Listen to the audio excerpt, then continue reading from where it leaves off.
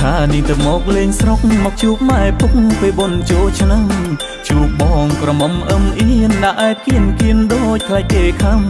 កុំភ័យនាងអើយចូលឆ្នាំ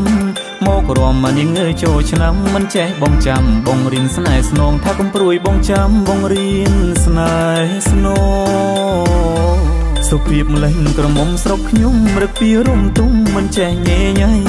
ខែបុណ្យនាងអើយខែទៀនរំលេងគុំខានរំនឹងបងម្ដងនាងអើយយ៉ាគុំនៅសៅមកគុំនៅអេអុញនួនល្អងខ្មៅគេអ្នកផងមើលមកបងច្រើនណាស់អ្នកផងគេមើលមកបងច្រើនណាស់គេធ្វើបុណ្យធ្វើនឹងព្រះសង្ឃញាតិមិនប្អូនបងធ្វើបុណ្យជុំគ្នាជួយឆ្នាំនាំគ្នាទៅវត្តលេងល្បែងគ្រប់សំរំលេងផ្ដាំចាំង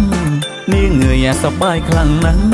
គេថាយើងសំគ្នាណាស់ទាំងក្មេងទាំងចាំងស្រែកគូអើនកងមានកំឡោះខ្លាំងលួចច្រណែនបង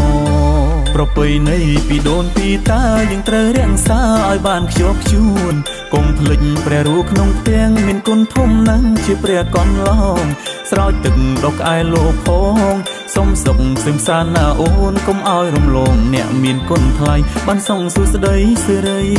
មង្គល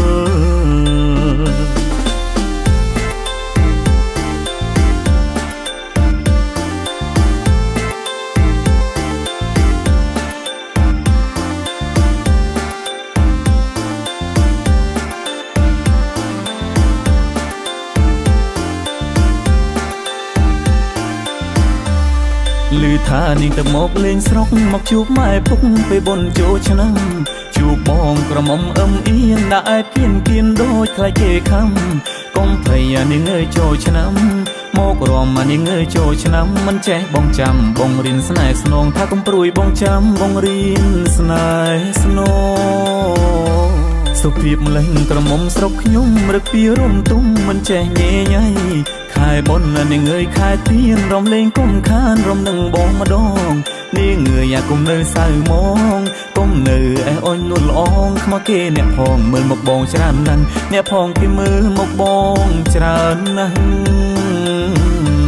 គេធ្វើបុណ្យធ្វើនឹងព្រះសង្ឃញាតិមិនប្អូនបងធ្វើបុណ្យជុំគ្នា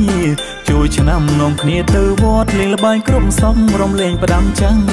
នាងអើយអាសប្បាយខ្លាំងណាស់គេថាយើងសំគ្នាណាស់ទាំងក្មេងទាំងចាំងស្រែកគូអើនកងមានកំឡោះខ្លាំងលួចច្រណែនបងប្រពៃណីពីដូនពីតាយើងត្រូវរក្សាឲ្យបានខ្ជាប់ខ្ជួនកុំភ្លេចព្រះរូបក្នុងផ្ទាំងមានគុណធំណាស់ជាព្រះកន្លងស្រោចទឹកដុកក្អែលោកផងសុំសុខសឹមសានណាអូនកុំឲ្យរំលងអ្នកមានគុណថ្លៃបានសងសុស្ដីសិរីមង្គល